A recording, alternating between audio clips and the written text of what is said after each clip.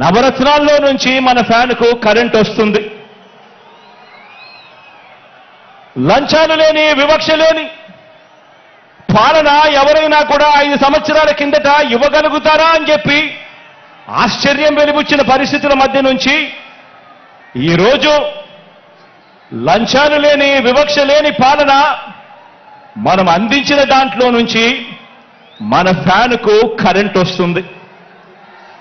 మన ఫ్యాన్కు కరెంటు మాట తప్పకుండా మేనిఫెస్టోను ఓ బైబిల్ గాను, ఓ ఖురాన్ గాను, ఒక భగవద్గీత గాను ఇంతవరకు ఎప్పుడూ కూడా ఎవరూ కూడా చెయ్యని విధంగా మేనిఫెస్టో అంటే చెత్తబుట్టలో వేసే డాక్యుమెంట్ కాదు. మేనిఫెస్టో అనంటే ఒక పవిత్ర గ్రంథం అని భావించి 99% హామీలు అమలు చేసిన ఆ నిజాయితీ నుంచి ఈరోజు మన ఫ్యాన్కు కరెంటు వస్తుంది. మరి చంద్రబాబు సైకిల్ పరిస్థితి ఏమిటి అని చెప్పి ఒక్కసారి గమనిస్తే, చంద్రబాబు నాయుడు గారి సైకిల్ పరిస్థితి ఏమిటి అని గమనిస్తే, చంద్రబాబు సైకిల్కు ట్యూబులు లేవు, చంద్రబాబు సైకిల్కు టైర్లు లేవు, చంద్రబాబు సైకిల్కు చక్రాలే లేవు.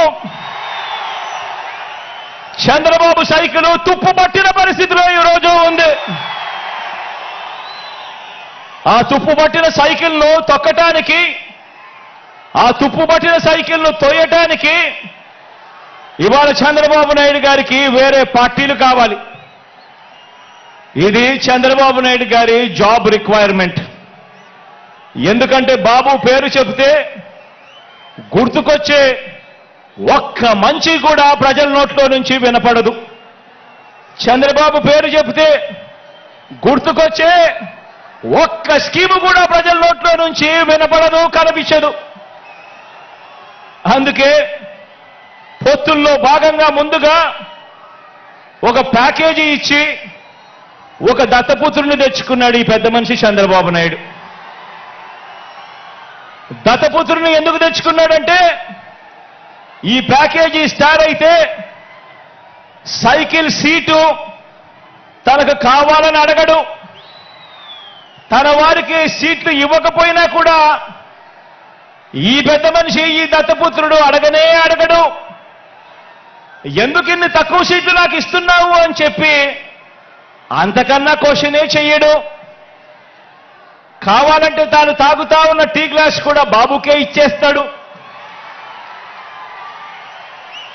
చంద్రబాబు సిట్ అంటే కూర్చుంటాడు, చంద్రబాబు స్టాండ్ అంటే నిలబడతాడు. సైకిల్ను ఎప్పుడు దిగమంటే అక్కడ దిగుతాడు, ఎప్పుడు సైకిల్ను తోయమంటే అప్పుడు తోస్తాడు. పొత్తుల్లో ఉండమంటే పొత్తుల్లో ఉంటాడు, విభేదించినట్టు డ్రామాలు ఆడమంటే రక్తి కంటిచ్చే డ్రామా కూడా ఆడుతాడు. వెనకటికి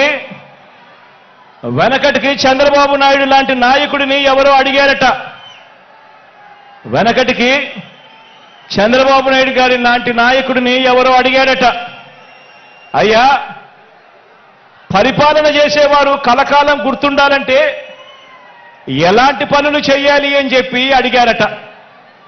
ఎలాంటి పనులు చేస్తే కలకాలం గుర్తుండిపోతాం ప్రజల్లో అని చెప్పి అడిగారట. అప్పుడు ఆ బాబు ఏం చెప్పాడంటే, ప్రజలకు అన్నం పెడితే అరిగిపోతుంది, ప్రజలకు చీర కొని పెడితే చిరిగిపోతుంది, ప్రజలకు ఇల్లు కట్టిస్తే కూలిపోతుంది, కర్రు కాల్చి వాత పెడితే మాత్రమే ప్రజలకు కలకాలం గుర్తుంటుందని ఆ బాబు చెప్పాడట. ఈ 14 ఏళ్ళు సీఎంగా ఉన్న బాబు కూడా అలాంటోడే. 14 ఏళ్ళు ముఖ్యమంత్రిగా ఉన్న ఈ చంద్రబాబు కూడా అలాంటోడే. అదే చేశాడు. అలాంటి బాబు ఎంతమందితో పొత్తులు పెట్టుకున్నా, ఇలాంటి ఈ చంద్రబాబు ఎంతమందితో కూడా పొత్తులు పెట్టుకున్నా కూడా ఈ చంద్రబాబు నాయుడు గారి పరిస్థితి సున్నా. ఈ సున్నా ఇంటూ ఎన్ని పొత్తుల్లో ఎన్ని పార్టీలున్నా కూడా దాని విలువ ఒక బోడి సున్నానే.